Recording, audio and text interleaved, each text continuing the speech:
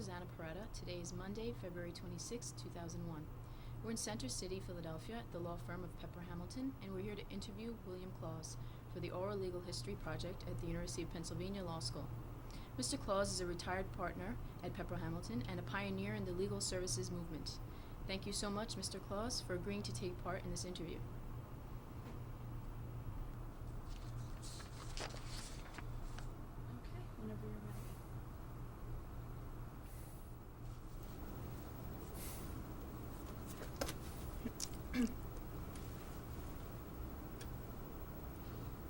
I'd like to begin with your childhood. Where and when were you born? I was born in the town of Lansdowne in Pennsylvania in 1926. Where were your parents born? Both born in the Philadelphia area. And what did your parents do? My father was a real estate broker, general contractor, ran a small insurance business. Mother was a housewife. Where were you raised? Lansdowne, and then moved to Upper Darby. Went to Upper Darby High School. And on leaving high school in 1943, I immediately volunteered for the Army and went in the service in 1943. Stayed there until 1946. Served in the European Theater of Operations as a tank commander. After the war, I stayed on in the occupation army and ended up editing a newspaper for my battalion, which led me to believe that I could become a great writer. So I left the Army with every intention of becoming a great writer and running with the Bulls in Pamplona, and intending to work my way up to that by doing feature work and writing in newspapers. So I chose Temple University, which had a great journalism school. It started out on my writing career and wrote a lot of articles for magazines, and Philadelphia Magazine in its prior form, and Mainline Times. I worked for them as a reporter, and I worked for them and did all of that through law school. But Temple had a very interesting program. They encouraged veterans who were coming out of the service to take advantage of, I guess, additional credits that will allow you to jump 2 years of law school and go 2 years of undergraduate school and go direct to law school. So, having lost 3 years, I decided it would be a very good idea to do that. So I had no intention whatsoever of being a lawyer until that someone offered me this. So I took advantage of it and went to Temple Law School. Do you have any siblings? No. No. Do you have any children? Yes. I have a youngest son. How would you describe the neighborhood in which you grew up? No, I think it was very much a suburban middle class upbringing, all the way through high school. I worked as a camp counselor and swimming instructor, things like that. It's just a very relaxed life until I got into the Army. What were some of your hobbies and interests as a child? Mostly sports. I've always read a lot. Do you remember what you wanted to be when you grew up? No, I don't think I had any idea. I think I probably wanted to be an artist and transferred my artistic desires to the journalism aspect. I've always felt that journalism and my training as a newspaper reporter was a tremendous asset as a young lawyer,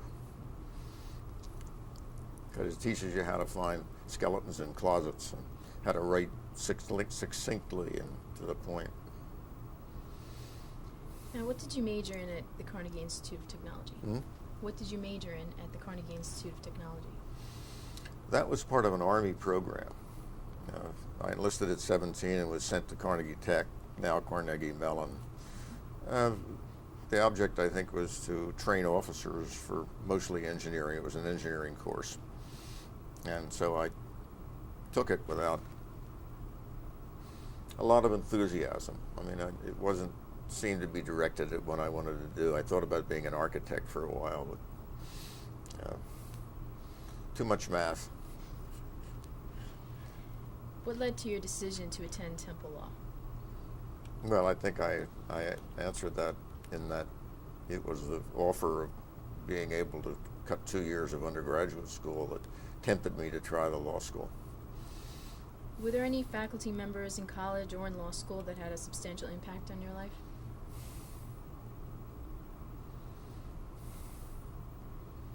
Not in law school. Not in undergraduate school either. If anything, the most important person in my early life was the counselor, camp director, when I worked as a summer counselor in a summer YMCA camp. It was a very helpful role model. Do you keep in touch with any of your classmates from college or law school? Not in college. In law school. Many of them are in Philadelphia. Those that are left, not many left of us. Over 2/3 of my law school class are gone. Did you have any legal role models as you entered law school? Did I have one? Any legal role models? None whatsoever. And do you have a fondest memory of law school or something you liked particularly about law school? No. I can identify. Although I must admit, I enjoyed the work. I like to do research and writing, and I was editor of the Law Review, and I took up my 3rd year pretty much. So I really enjoyed going to law school. What did you like the least about law school, if there was anything? Well, Temple Law School was not at the Temple campus in the fancy building it has now. It was on the 9th floor of the Gimbels building in Philadelphia, which has since been torn down. And it was we knew they were going to move, and it was a ratty old place to try to practice law, and it required me taking subways and back and forth, and it was very inconvenient. Did you have any course in law school that was your favorite?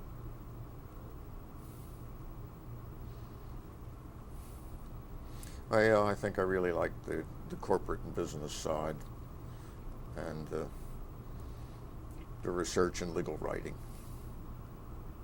And were you involved in any activities or clubs?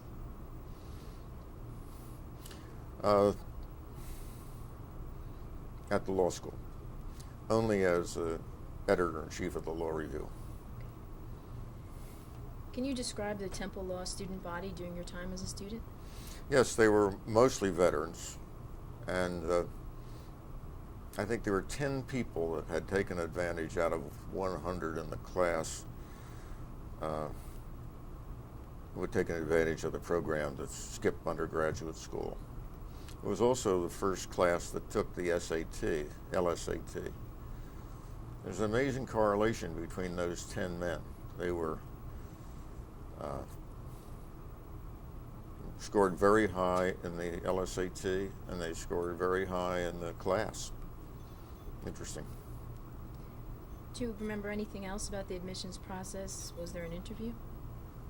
No. It's been over 45 years, you know. Yes. Did you work during the summer after your 1st and 2nd years? No. I worked with my father for the first year out of law school.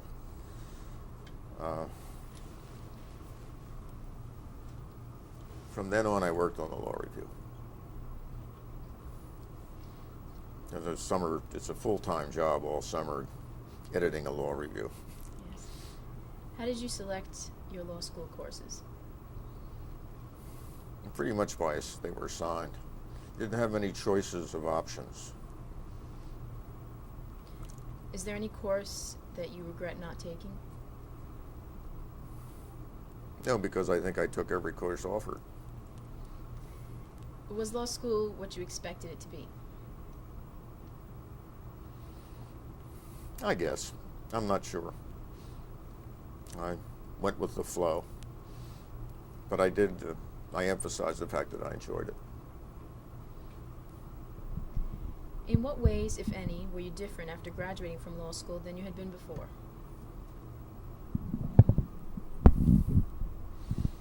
I think you learn a lot in law school. You learn how to think, discipline yourself, take pressure. You learn a lot about the world.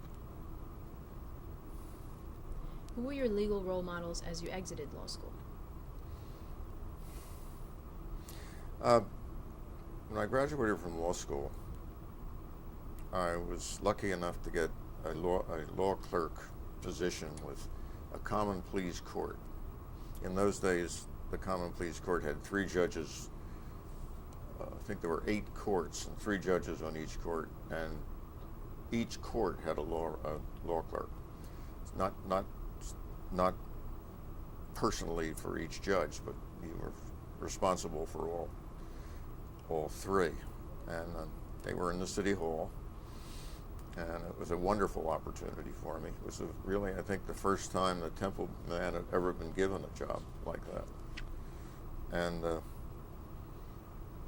I guess I met another great role model in the judge, the principal judge that I worked for. His name was Judge Oliver, and he was a gentleman and a scholar and a wonderful man and very kind to me and taught me a lot. And he also recommended me to this firm.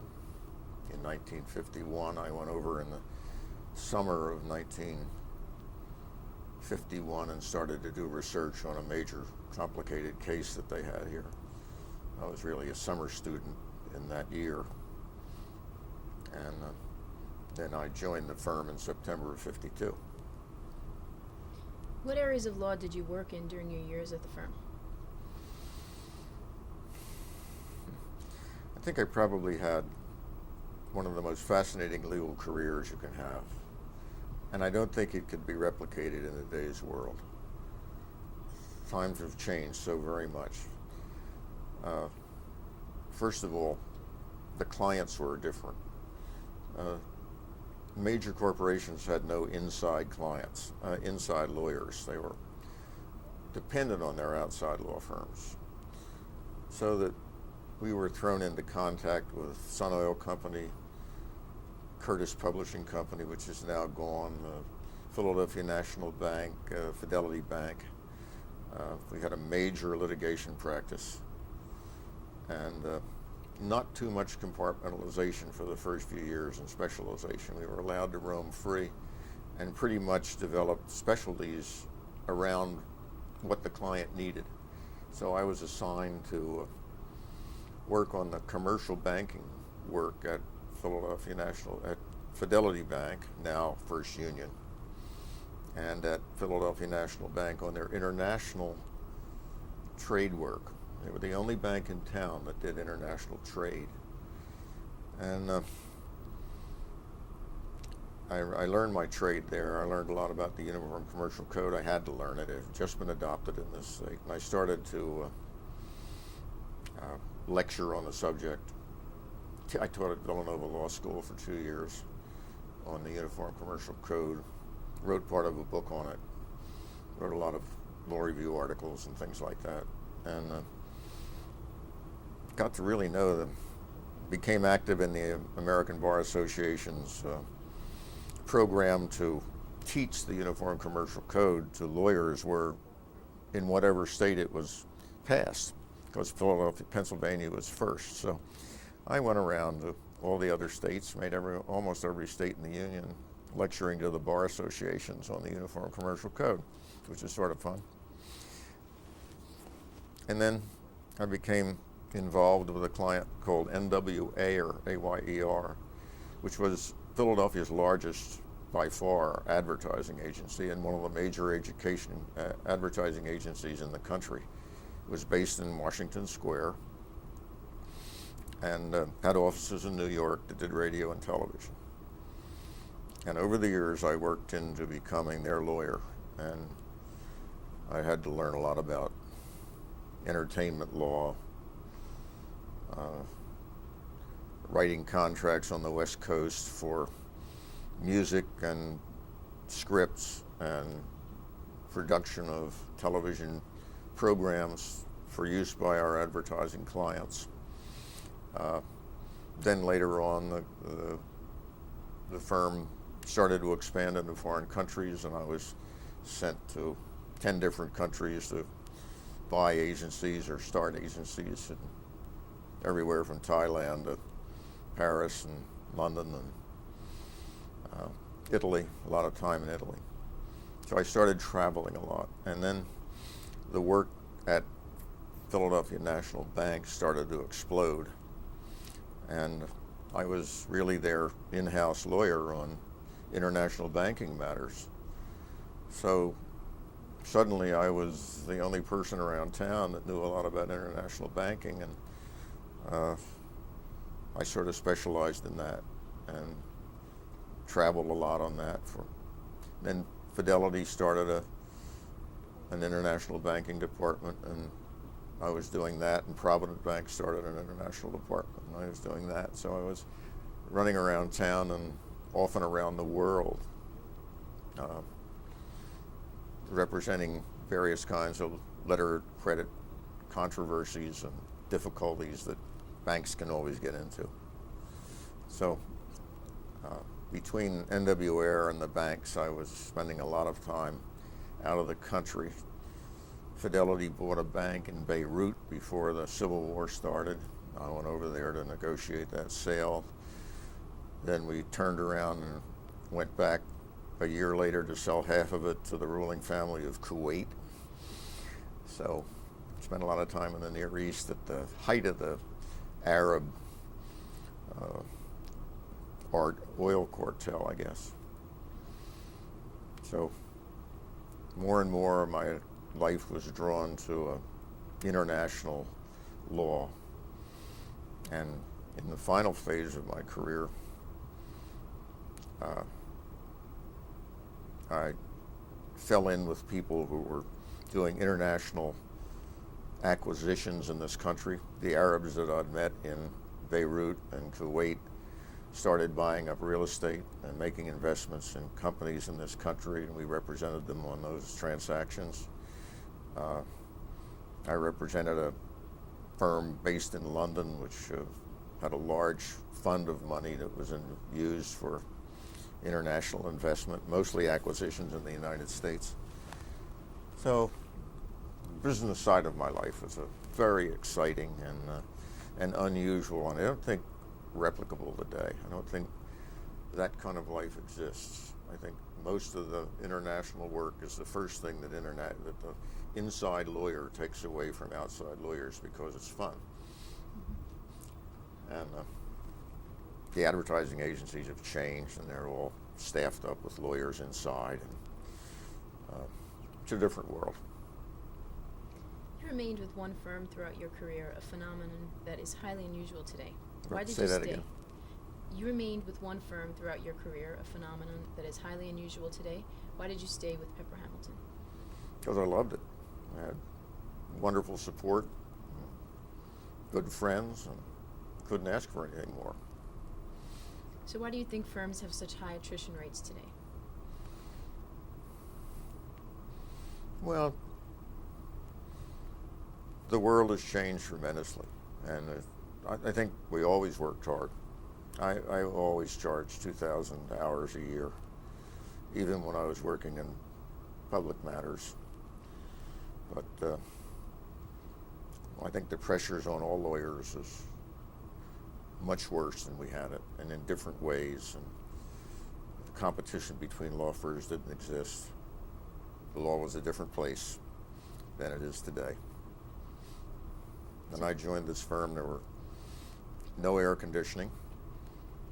We had green and white striped awnings on the top floor of the old land title building, and rotating, oscillating big black fans that blew all the papers off your desk at every oscillation, and no fax machines and no copy machines. You had to send out for photocopies if you had to.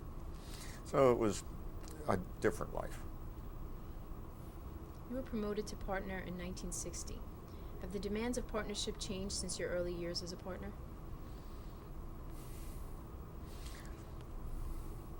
No. I think the partner in a large law firm that's learned his trade is always been under pressure to get the job done and get it done right.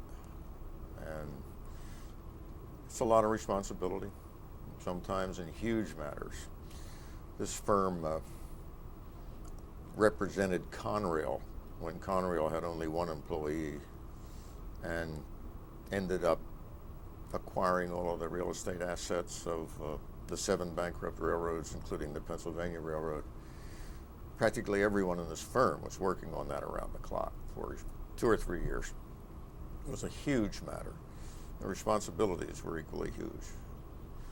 So the pressure on partners can't be much different, except I think there's a pace of life which is clearly much more stepped up. What changes have you noticed in legal practice over the last 30 years? Well, I think I've said that. The advent of the fax machine alone, much less email, has stepped up the pressure to get answers for. Years ago, you get a letter asking a question from a client, and you could take your time answering it. Nowadays, it comes over email, and you're expected to email them back that day. Terrible pressures. Did your clients' legal needs change over the 40-plus years you practiced law? I don't really understand that question. Say it again. Did your clients' legal needs change over the 40-plus years that you practiced law? Oh, yes, immensely. I mean, many of them are gone.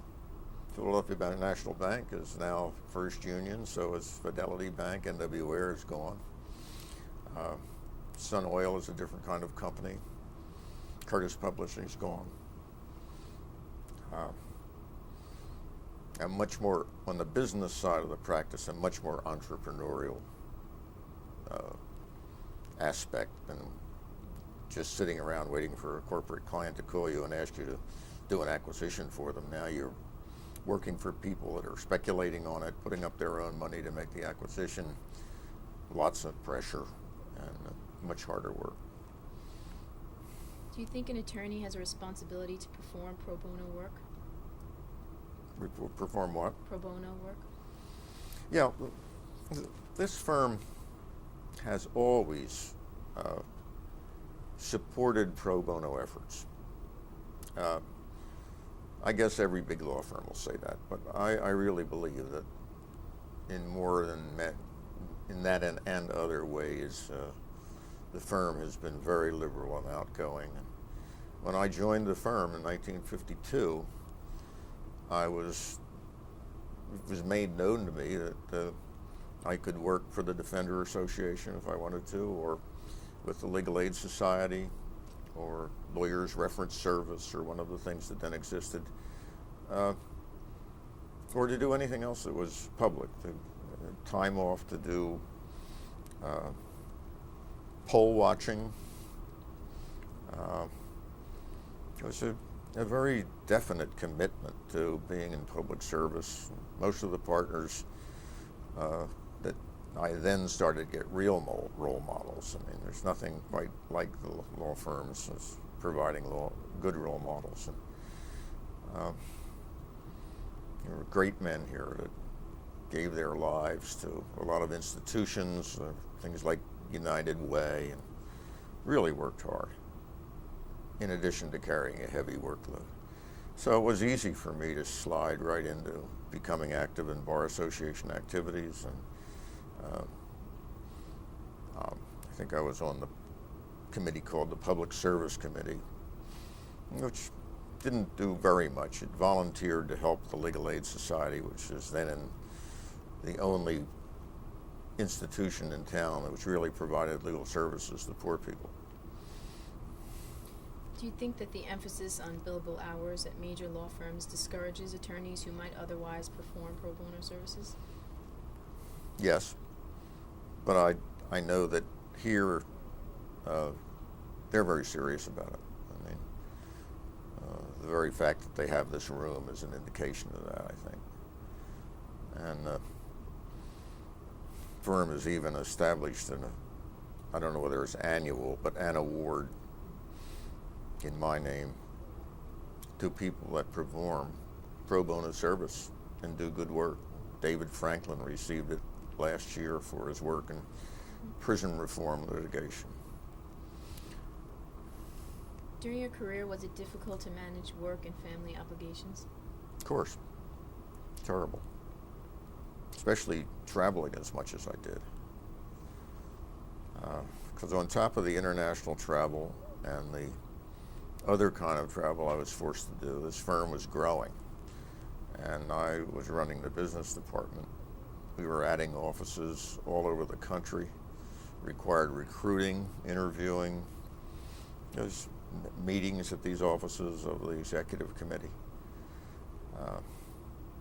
And then when I got involved in the legal services movement in depth at the national level, I was spending a lot of time in Washington, traveling around the country, putting out fires in legal services programs.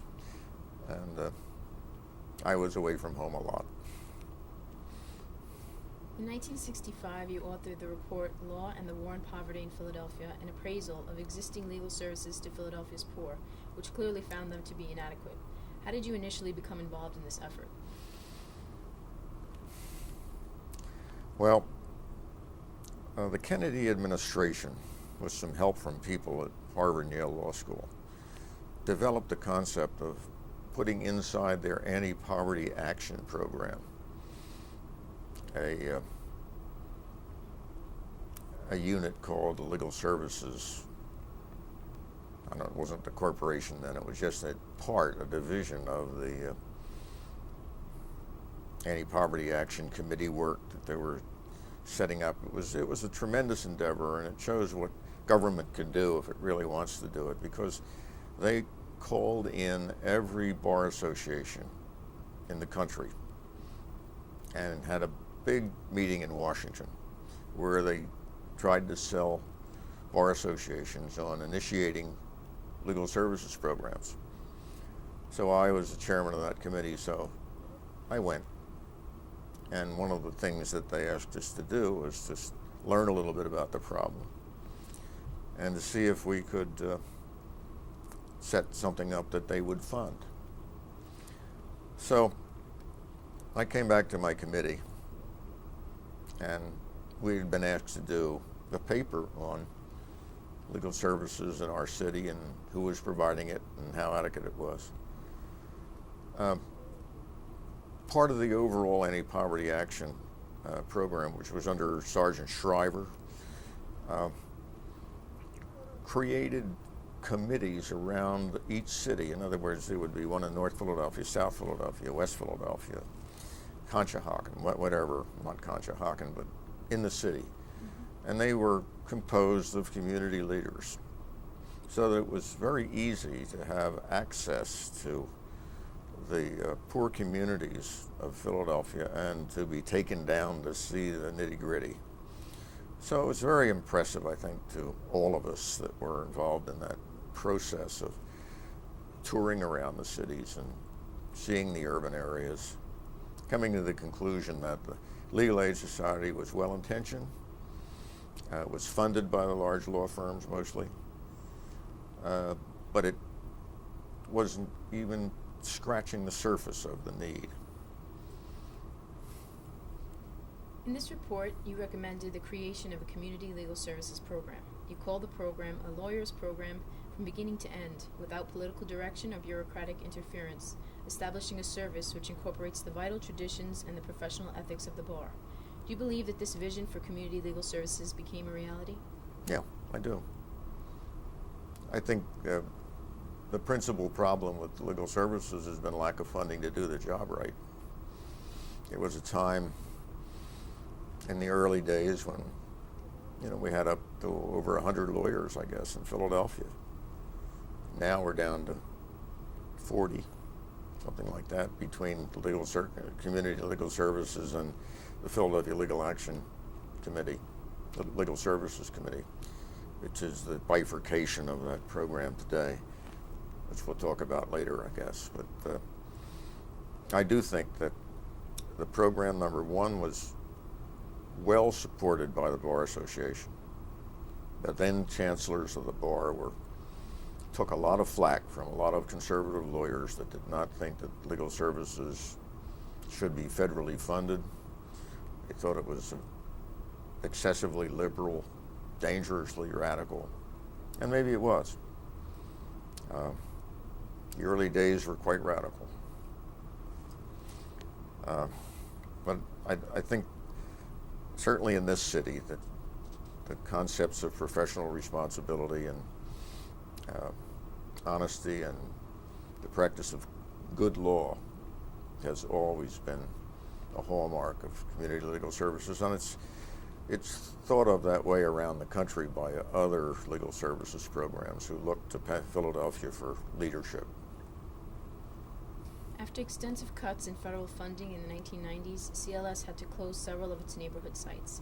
In your opinion, what has been the greatest impact of these closings?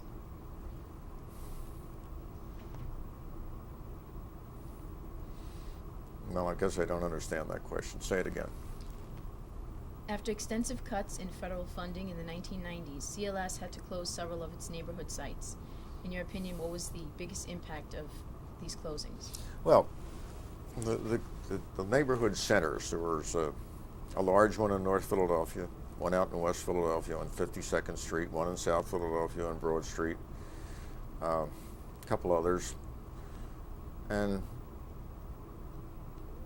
it's hard to realize it, but then and even today, people are born, live their lives in those neighborhoods, and never come to Center City. They don't even know how to get to Center City. It wouldn't occur to them to come to Center City. And with the Anti-Poverty Action Committee's broadcasting the availability locally, people could walk over to the couple of blocks over to see a lawyer. Mm-hmm. It made all the difference in the world, and these lawyers became knowledgeable of local community problems with certain landlords or health problems and difficulties with the local hospital. And they were really into it and into the deepest part of the problems of these local people, and it was a great loss to have to close those, and we suffer from that today. Try to do outreach, it just doesn't have the same impact. In a recent interview conducted for the 35th anniversary of CLS, you stated, "Our government recognized the need for legal services for the poor, and this in itself was innovative." Can you tell me what you meant by that? Well, first of all, we have to solve the problem. I'm too deaf to hear you, so you have to tell. Okay.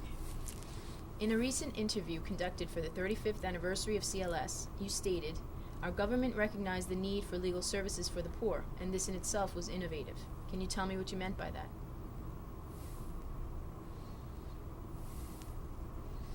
I think the legal services program is one of the greatest things any government's ever done in history, to hire committed young lawyers and turn them loose on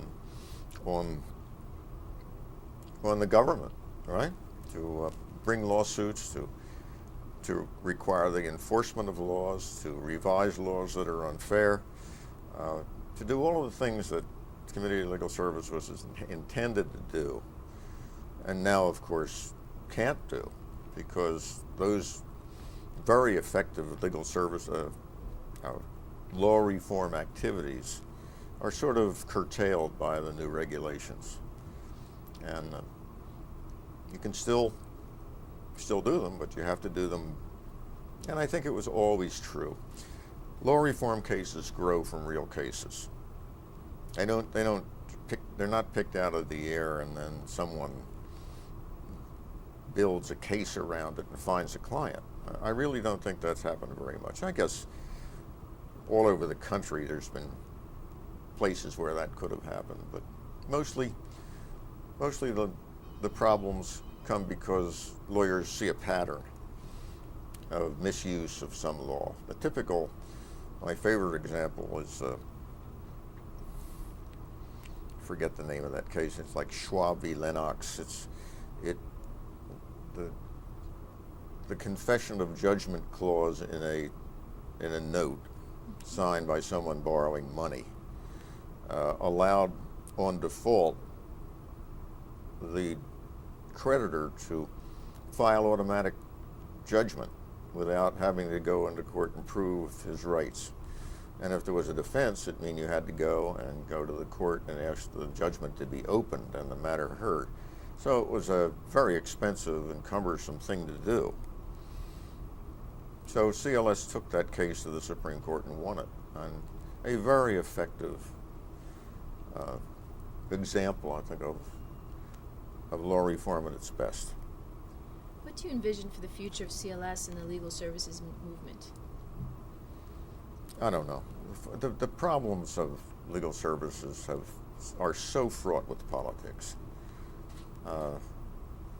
I'm sure in this present administration, the new Bush administration, that there are people who would love to just cut it out completely, and they might try. The program has a tremendous grassroots support. Someone once said, attack the legal services program and you get an editorial in every newspaper in America. Because I think mostly around the country, bar associations and lawyers are very, very supportive. How did some of the political and social issues facing society at the time affect your efforts to secure legal services for the poor? I think, the 60s and 70s were times of great ferment, and there were a lot of things going on, a lot of organizations growing up, self-help organizations around the city. Quite a bit of feeling among articulate liberals that things had to be changed, that they were wrong. Minorities of all kinds needed help. So I think the whole civil rights movement, not only by people of color, but also by the people that supported the idea, was rampant and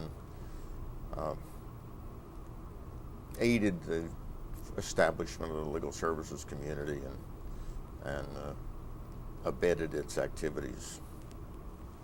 Do you see the law as an important vehicle for social change?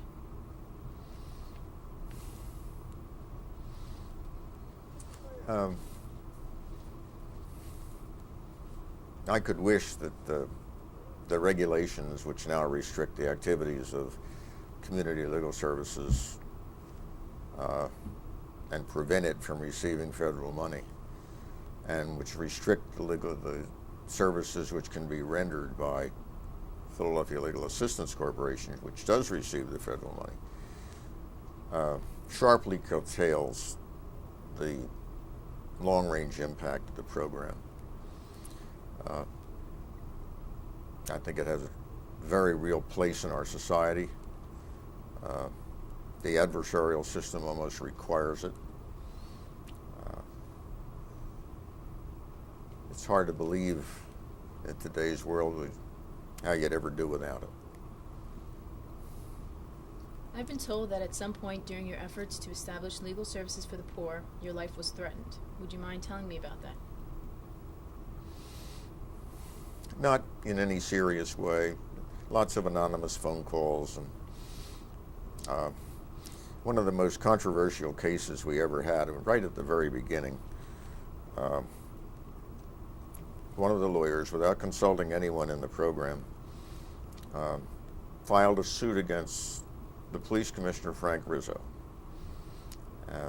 He was a very popular cult figure among Philadelphia's white citizens particularly, and very unhappily, very disliked by the non-whites.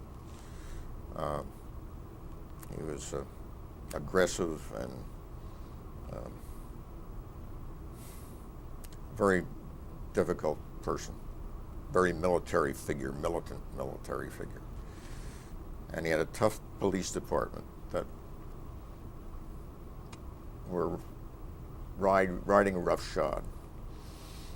And the suit infuriated Mr. Rizzo. He attacked the program. He attacked the program nationally by going to his friends in Congress. But I think it made a major change nonetheless, even though the suit was withdrawn. Made a major change on the way the police acted in this city. And the fact that they knew they had to answer to a court was a major change. It confronted the board with the tremendous impact of, or problem, of weighing the freedom that a lawyer should have adequately to represent his client, on the one hand, versus doing things that were so abrasive and upsetting in the community that they could destroy the program. I don't know how you fix that line. I was never able to really figure out how to do it, but they're still wrestling with that issue today, and will always wrestle with it. I think generally lawyers are more careful. They don't file a suit they don't think they can win. But the freedom of the lawyer is the key to the legal services program. If they can't truly represent the client using every legal device available, then they're not getting real service. It also violates the rule of professional ethics to represent your client zealously. What do you consider to be your most significant contribution to the legal profession or legal community? Well, the legal services program was inside the Office of Economic Opportunity, and as such was subject to tremendous pressures, particularly after the Kennedy regime. Politicians didn't like it, especially if they had been sued. And it seemed best to get it out without hurting the concept of federal funding, to get it as far out away from political pressure as possible. So I was the chairman of the American Bar Association's Committee on Legal Services, Legal Aid and Indigent Defenders, it's called. And one day I was sitting with Jerry Shestak, who later on became the head of the ABA, and why don't we try to get this thing turned into a corporation? So we raised some money from some foundations, got a little bit of ABA money, and hired a staff, a couple of lawyers, a man named Chuck Edson from Washington, and we researched the issue of what kind of separate corporations are operated by the government and how they were structured, and drafted a piece of legislation which the ABA then recommended to Congress, and it was passed. So it's the first time I ever saw how legislation was created from the inside. In addition to your involvement with CLS, you are involved in various capacities with a number of community and nonprofit organizations. Do you enjoy this work? Yeah, I never worked for any organization that I didn't feel committed to. That includes the music and educational institutions, university museum. I'm still active in most of the organizations on boards I once served on. Your work and your achievements have been recognized in several ways, including being named an honorary fellow at Penn Law, receiving the Arthur von Briesen Award, and being named the first recipient of the Philadelphia Bar Association's Award for Services to the Bar in Organizing Community Legal Development. Do you remember any one of these honors with particular vividness?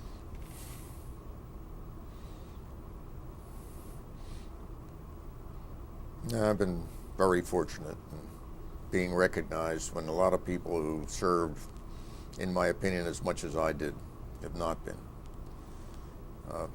I think they're all great. the Penn Law School thing is very important to me. I thought that was a wonderful thing. I'm still very proud of it. Why did you decide not to become a public interest lawyer yourself? Because I was having too much fun practicing law.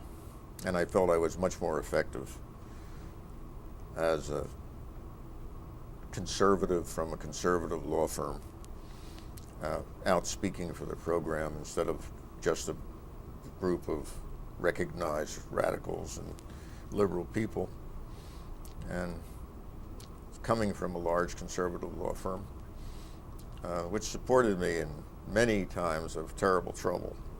Lots of pressure was being put on.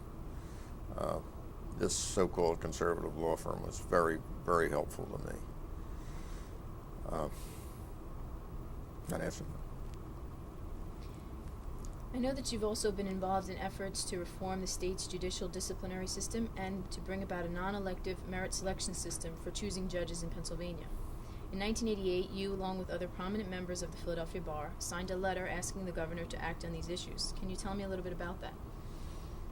You know, the selection of judges in the city of Philadelphia is a highly political thing. It's a plum awarded to political stalwarts, the faithful ward leaders. And it does not necessarily go to the best judges. How to beat that and how to create the alternative, which is called merit selection, is a highly controversial issue. It goes past the political issue. There is an undercurrent of populism in this country that doesn't want to see judges appointed. They want to see them elected. And so you get around the circle and back into political action. The attempt to get good judges often founders on the political issue because the political parties don't care. I mean, they know they have the power to put people in place. So this was an attempt, which caused a lot of trouble, to make judgments as to who were the good lawyers that were candidates for judges, and then to go and support them and to raise money for their campaigns. Well, it sort of really shook up the system and was very controversial and didn't really work. The machine politics here are too strong. Now there's talk again, I hear, to institute merit selection, but I'll believe it when I see it. What plans do you have for the future? Plans for the future? Not much, really. Maybe do a little writing. I maintain a position on several corporate boards, and just last month resigned as chairman of the Philadelphia Legal Services Corporation after 5 years. But I felt it was time for younger people to have a chance to take leadership role. Professor Lou Rulli has taken my place. I think he'll be perfect at the job. It's always a time to leave. Finally, what advice would you give to law students or attorneys who are just beginning their legal careers?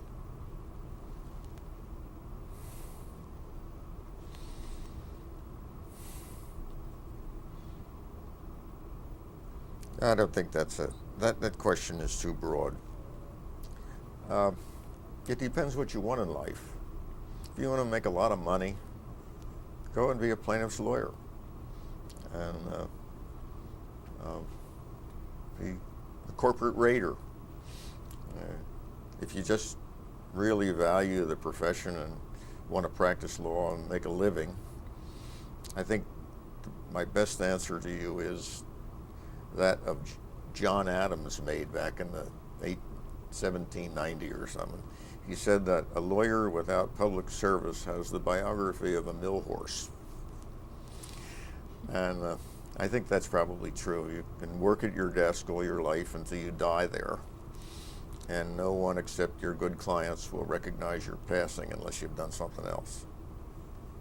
And the feeling of having contributed and using the lawyer's skills. In other words, it's not like a lawyer being on the board of the Red Cross. He might do very good work. He might do all kinds of good things, but he's not using his skills. And to work in the legal services movement, one uses his own skills, and I think that's extremely important. Well, thank you again, Mr. Klaus, for your time. I've enjoyed it very much. It's my pleasure. Thank you for being here.